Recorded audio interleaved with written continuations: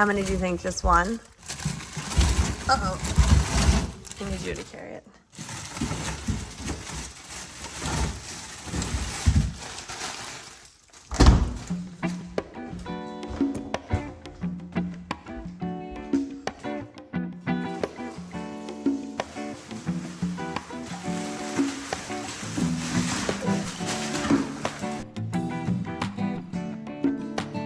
Bathing suit, do do do do do.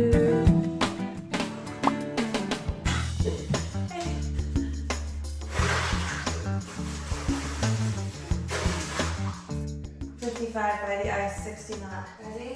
Mm-hmm. Set, go.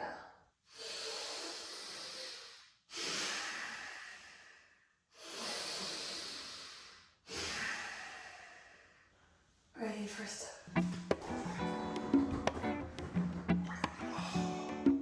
You gotta get your chest in. I know this is not ideal. It's so low. Deep breaths, and then calm yourself. You're really not helping.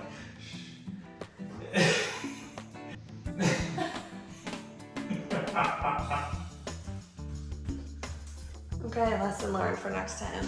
More water. It's like it's a weird situation. I don't know what to do. You guys don't understand. This is the world's biggest bathtub we could possibly find. And look at him. We got the biggest bathtub on the market.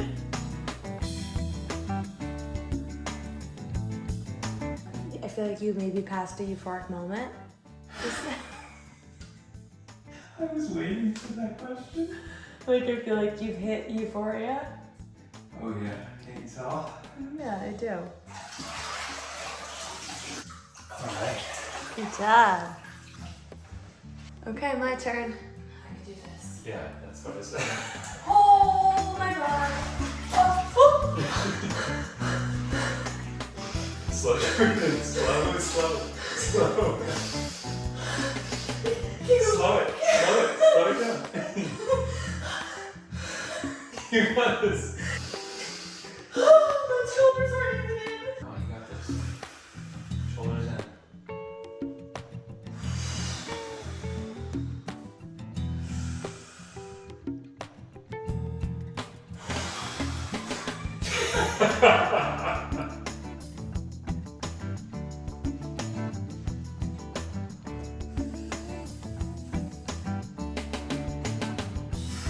Look at my hands. Can you see them?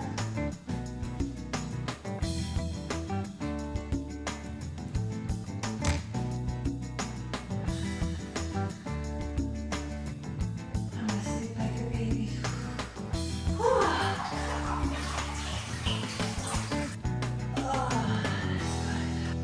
Thank you. Thank you. Oh my gosh. I'm probably gonna do a full separate video showing you guys like a full final look at the house once all the furniture is here, all the rugs are in place. Our bed frame is not here yet. So once everything is totally in, I will make that video for you. I just wanted to use this vlog to give you a little life update on some major spots at the house, a little quick update on this past weekend. If you follow my social media, you probably have seen this already, but I went on a little weekend trip with my sister to Montauk, and it was kind of like a replacement bachelorette for her because she didn't have a bachelorette party and didn't want to have anything, but I wanted to do a little sister getaway. So we went to Montauk together, and within 10 hours of getting to the hotel property, I slipped down a flight of stairs. It was like a rainy day and it was indoors. For some reason, there was a puddle of water from the rain that had come inside and was on the landing to the staircase. And there were just no signs that said like, caution, stairs are slippery. I don't know. So like we basically had to walk through a puddle to get down the stairs. And then I slipped. It was tile steps and it was like a banana split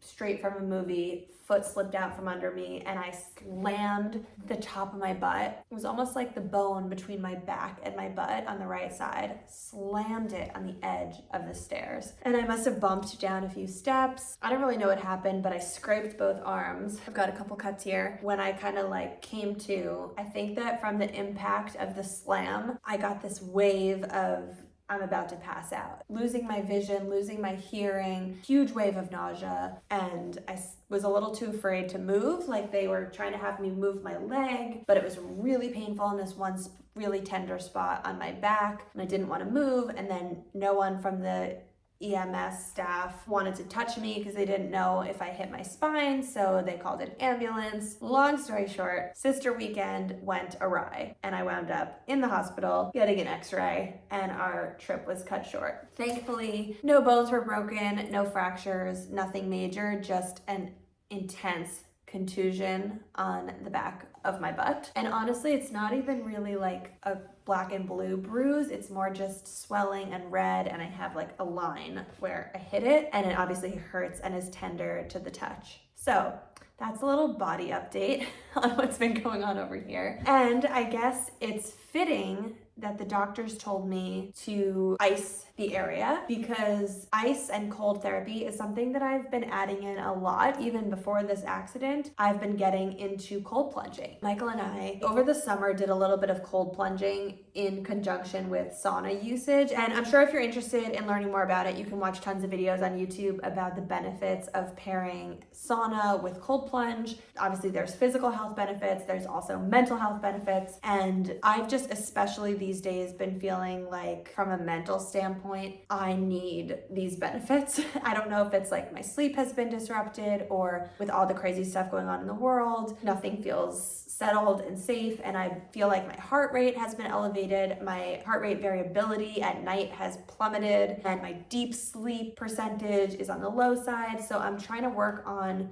using these therapies to improve my wellness overall. And even just the first night that I did a cold plunge, it was really a positive outcome on my sleep score. Michael and I basically had been considering buying a cold plunge pod that we can keep in our house, either outside, or we actually think we want to keep it in the guest bathroom shower. Before we bought the plunge pod, we were like, why don't we first go buy some ice at the grocery store and use our bathtub to do some cold plunges. So just last week, I was doing that a couple times.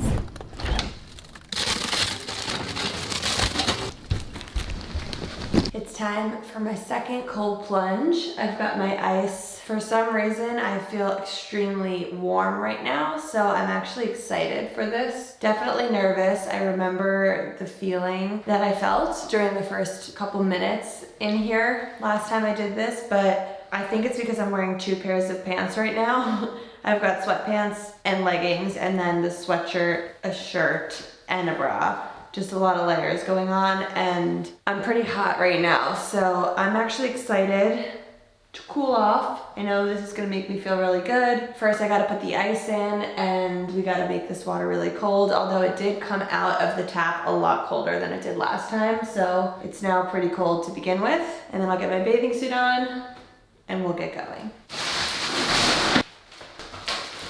And it's definitely feeling cold. And I've decided to just pop on my headphones and listen to a podcast. I really want to just soak up this moment by myself, so I'm going to set you up on the side and let you watch, but I'm not going to be talking too much because I just want to do this for myself. So let's get you set up over here. Like that. And now you can just watch me plunge.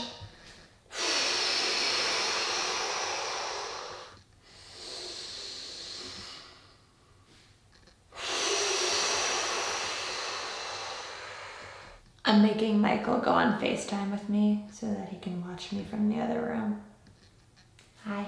I've decided to take my headphones out. I set Michael's phone up on FaceTime so that he, from the office, is watching me. He's doing some work right now, but I'm always scared to go in without someone watching. So he's watching me, and now I'm gonna go in.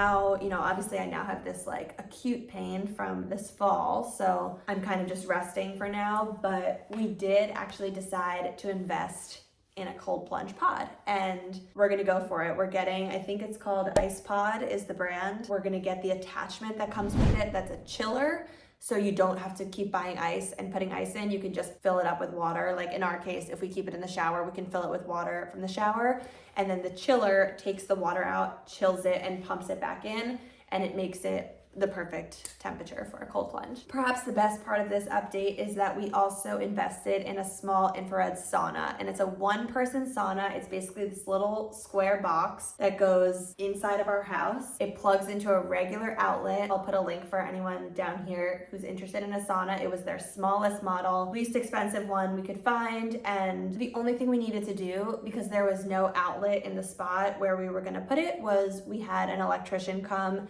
and add an outlet behind where the sauna was going, and they made it so it's on its own circuit breaker so that it doesn't like blow out any fuse. I have not used it yet, so this is not a testimonial, but I will show you a little clip of what it looks like down there because it just came together. We just got it assembled and it looks really pretty. So you know what? Let me take you to the basement. Hold on. Could definitely fit 2 people in here at one time. So, okay, hold on.